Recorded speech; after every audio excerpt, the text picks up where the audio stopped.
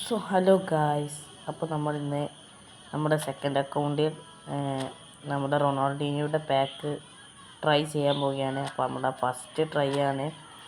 അപ്പോൾ ഇതിലുള്ളത് റൊണാൾഡീനിയോ ഒരു ഹോൾ പ്ലെയർ സ്റ്റൈലാണ്.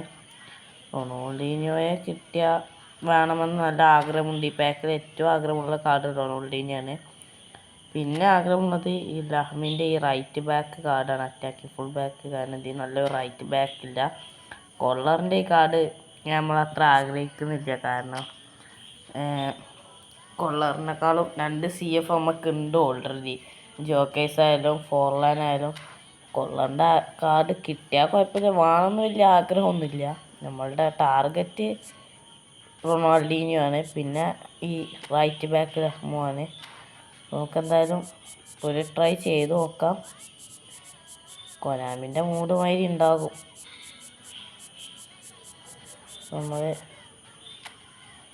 റൊണാൾഡീനിയോയെ നിൽക്കുന്നു, റൊട്ടേറ്റ് ചെയ്യുന്നു. ആള് ഏജ് 22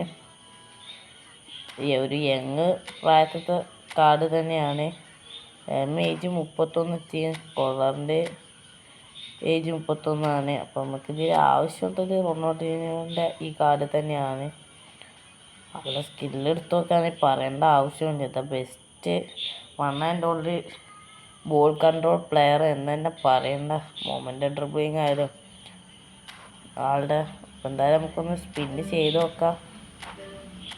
കൊനാമി തരുമോ എന്ന് നോക്കാം. ഒരു 100 പോയിട്ടുണ്ട്. കിട്ടിയിട്ടില്ല. 80 CF തുറാമാണ്. ഓക്കെ.